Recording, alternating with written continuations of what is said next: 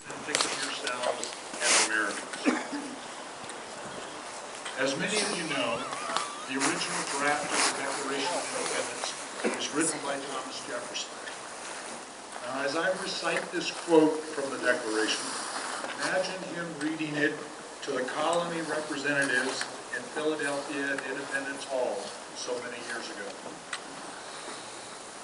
The quote goes like this: "We hold these truths to be self-evident, that all men are created equal, that they are endowed by their Creator with certain unalienable rights, that among these are life, liberty, and the pursuit of happiness.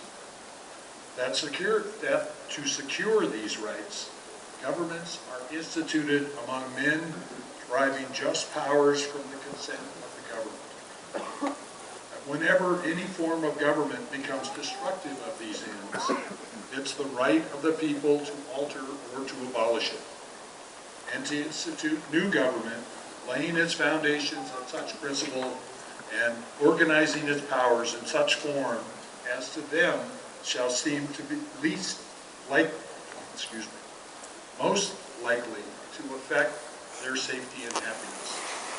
The Declaration goes on to state, "Prudence indeed will dictate that governments long established should not be changed for light and transient reasons." So here we are, 235 years and 27 amendments to the Constitution later. These are interesting words to ponder as we consider the world we live in today, with all our successes and failures. And while the people of the United States have continued to grow and prosper, we've not always moved forward in a straight line.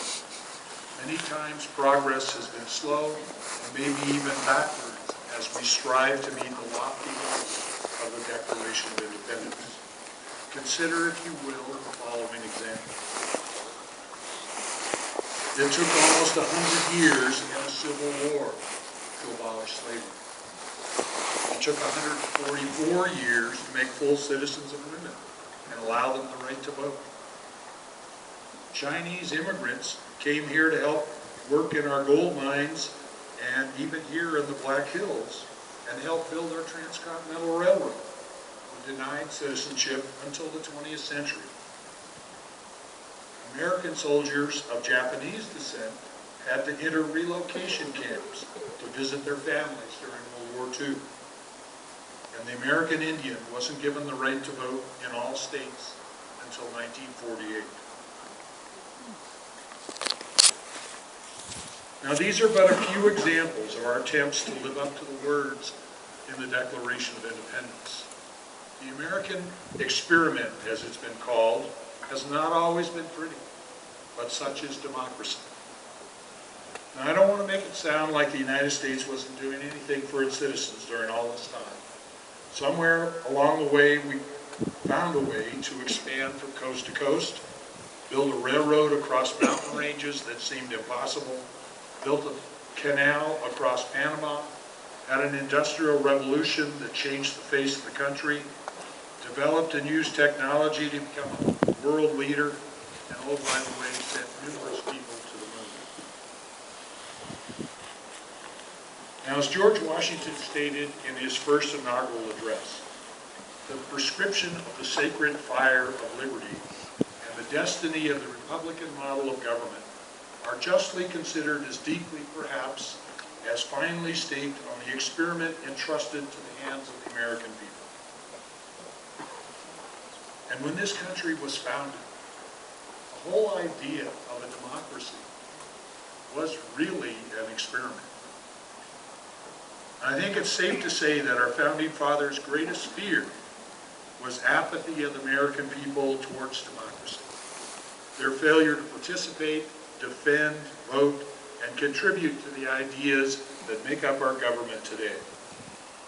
So if they could look down on us today, what do you think they would say, now 235 years later, about the American people's participation? Thinking about our experiences these last now almost 10 years since 9/11, How would the men on the mountain have responded? Obviously, we'll never know that answer, but I believe we can get an idea from the Gettysburg Address. Now, this speech was delivered on the battlefield during the Civil War, a few months after about 50,000 soldiers, all of them Americans from both sides, had lost their lives. The speech was delivered at the dedication of the cemetery for those that died in that battle. Now, Abraham Lincoln said at the conclusion that we here highly resolve that these dead shall not have died in vain, that this nation under God shall have a new birth of freedom, and that government of the people, by the people, and for the people shall not perish from the earth. Now, some might say that that quote is out of context, but is it really? What a fitting challenge to the people of this country and the world following 9/11, a new birth of freedom. Now, as I've done this talk a number of times, I've decided to add a conclusion.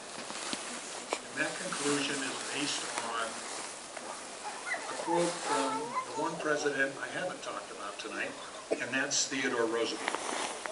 Now, Theodore Roosevelt was a lot of things. He was a Rough Rider. He helped build the Panama Canal. He was a trust buster, and a whole number of other things, besides being a conservationist. But the one thing that I want to use tonight had to do with his description of the White House. He called it a bully pulpit. And he used the word bully in a way that we don't use it today. It meant something great, an outstanding opportunity. So that's how he characterized the White House. So tonight, this is my White House. And I'd like to talk to you about our democracy and about something that has really bothered me since this past year. Now, as I was walking around earlier, I told a few of you that I spent my winter down at Organ Pipe Cactus National Monument, which is on the Mexican border in southern Arizona. It's about 120 miles from Tucson. In January of this year, a representative Congress was meeting with her constituency in a supermarket parking lot on a Saturday morning to see what their issues were and to talk to her constituency. We all know what happened that day, and that really bothered me, because I think there's nothing better in this country than to be able to talk to your representatives in an open, frank way and let them know what you think about what's going on. That's participation in our government. And the thought that something like that tragedy could happen in our country, we hear it, see it around the world all the time, but not in this country. And this democracy, in order to survive, has to allow people to have different opinions and be allowed to express them. So I guess my bully pulpit statement tonight is that I wish for some civility in our democracy and tolerance of other people's opinions. And with that, I'm going to close tonight. We'll have the movie, and then we'll invite all the veterans down on stage as we lower the flag. So thank you, and enjoy the movie.